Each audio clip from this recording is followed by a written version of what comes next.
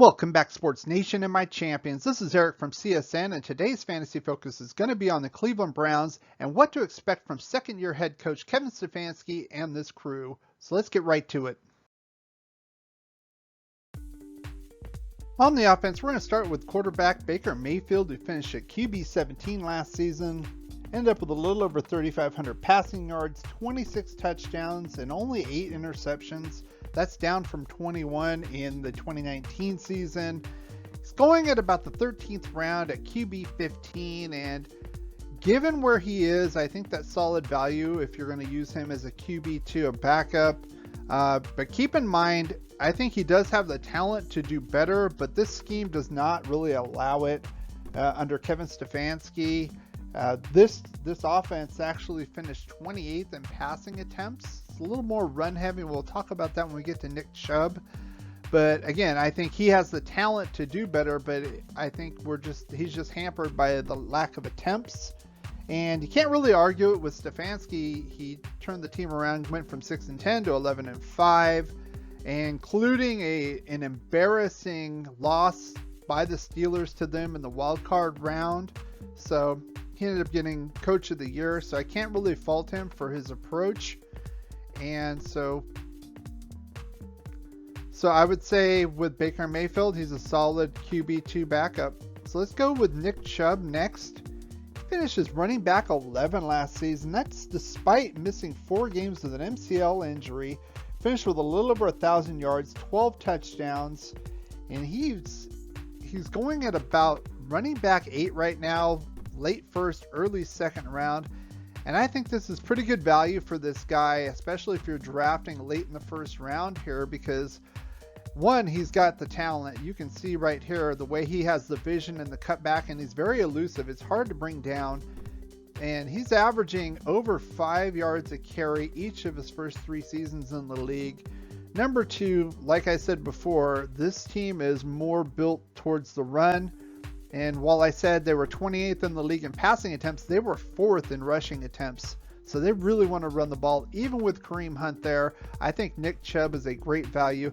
Plus, he's in the last season of his rookie contract, so he's really going to want to stand out to get that big deal next season. So I would draft him with confidence here. So let's go to the wide receivers. First, we're going to talk about Odell Beckham Jr., or ODB, or OBJ, or I really don't care what his nickname is this year. Finished as wide receiver 91. Now, he did tear his ACL in October. He only played 7 games, but he only finished with 300 yards and 3 touchdowns. And it looks like they're drafting him based on his 2019 numbers, which were 1035 and 4, which would have put him at wide receiver 28. So he's going in the 7th round, and honestly, I just don't see it with this guy, and there's a number of reasons why I would stay the hell away from him. Number 1, he's got the ACL injury he's coming back from, and more times than not, players are not at full capacity when they come back in their first year. Number 2, he's going to be turning 29 in November. He is no spring chicken, and he's had other injuries besides this. Number 3, this guy has not had a 100-yard game since October of 2019 season. And the last reason I would stay away from him, at this draft position, there are other wide receivers I'd rather have. Brandon Ayuk, Chase Claypool, T. Higgins, even Juju Smith-Schuster I'd rather have over Odell Beckham Jr. at this point. So let's talk about Jarvis Landry, the guy on the other side. He finished as wide receiver 33 last year. Ended up with about 840 yards, 3 touchdowns on 72 catches. He's going as wide receiver 43. That's about the early 10th round. I just have a question here. I think this is probably pretty good value for him. However, can we really rely on the passing game of this offense? They're very run heavy. I would rather have Landry over Beckham for sure, but if you can get him at this level or later, I would say okay, but I'm not so sure about where this team is going to go as far as a passing standpoint.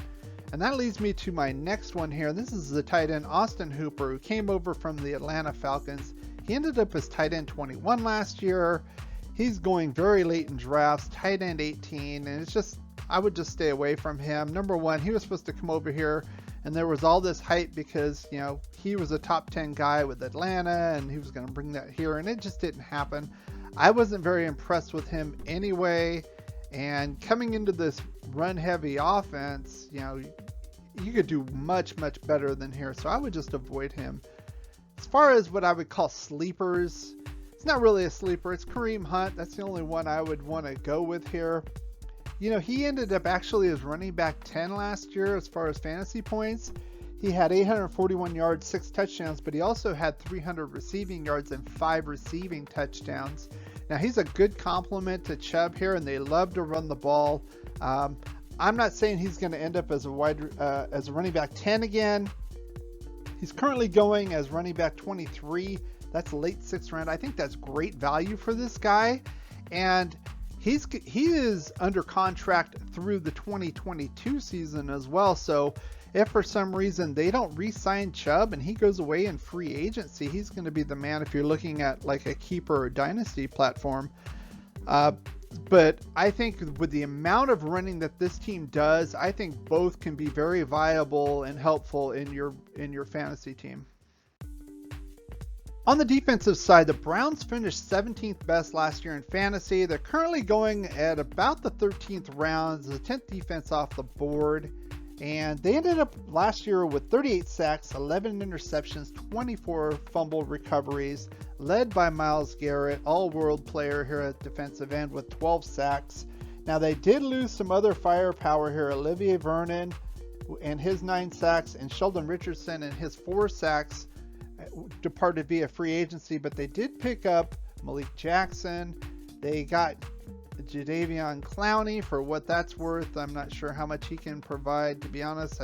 John Johnson here at free safety. I think that was a significant pickup. And then in the second round, rather, they picked up Jeremiah Owusu-Koramoah, also known as JOK, here at the linebacker spot. I think he could also be rushing the passer as well. Use him around, but I think especially being drafted here as the 10th best defense, I think that's probably their ceiling. I would say 14th, 15th would probably be their floor. I think they're an average defense, but I think you can do